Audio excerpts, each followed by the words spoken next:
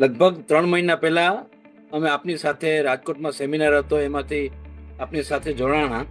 જી. અને અમારા ફેમિલીમાંથી 3 જણા, હું, મારા વાઈફ અને મારા પુત્રવધુ ત્રણે જોડાણા.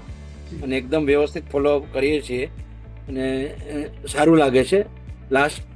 લાસ્ટ મંથ આપે જે નો ગ્રેઇનની ચેલેન્જ આપી એ અમે શરૂ કરી અને લગભગ 10 દિવસ ઉપર કરી અને ઘણું બધું સારું લાગ્યું. શરીર હળવું લાગ્યું, સ્ફૂર્તિ વધી. અને મારી જે મેટાબોલિઝમનો મને જે પ્રોબ્લેમ છે, વીકનેસ લાગે, થાક વધારે લાગે, આમ મૂડ ન આવે, એ બધામાં બી ઘણો સુધારો થયો. એટલે 10 દિવસ ઉપર કર્યું, પછી બહારગામ જવાનું થયું એટલે પછી ડિસકન્ટિન્યુ કર્યું. એટલે ખરેખર બધી રીતે શારીરિક અને માનસિક બધી રીતે સારો અનુભવ થયો.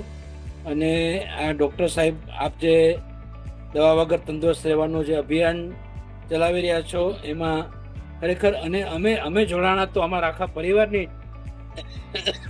સમજણ ને તંદુરસ્તીમાં સુધારો થયો છે. અને એટલે એક એક પરિવાર તંદુરસ્ત બને તો એનાથી આખો સમાજ તંદુરસ્ત બને, સમાજ તંદુરસ્ત બને તો દેશ તંદુરસ્ત બને. એટલે ખરેખર આપ એક આખા પરિવારમાં સુખ શાંતિ અને આનંદ થાય છે. અને સાથે સાથે મન પણ તંદુરસ્ત બને છે. મન હેલ્ધી બને તો એનો સમાજમાં ઉપર ઘણો બધો ફાયદો થાય છે સમાજને.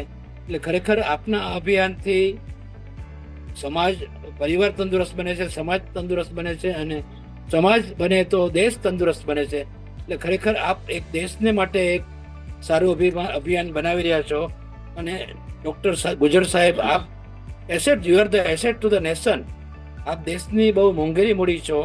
તો આ આપને ખરેખર ખૂબ ખૂબ અભિનંદન આપીએ છીએ, ખૂબ ખૂબ ધન્યવાદ આપીએ છીએ, ખૂબ ખૂબ શુભકામના આપીએ છીએ કે ભગવાન આપને ખૂબ લાંબુ આયુષ્ય આપે, ખૂબ સારી તંદુરસ્તી આપે અને દેશ માટે આપ ખૂબ ને ખૂબ વધારે સારું કામ કરતા રહ્યો અને દેશનું ભલું થાય.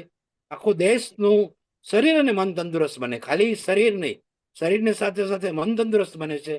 મન તંદુરસ્ત બને તો સમાજ સારો બને છે, સમાજ સારો બને એટલે દેશ સારો બને. ફરી આપને ખૂબ ખૂબ અભિનંદન આપું છું અને આપનો ખૂબ ખૂબ આભાર વ્યક્ત કરું છું. ધન્યવાદ.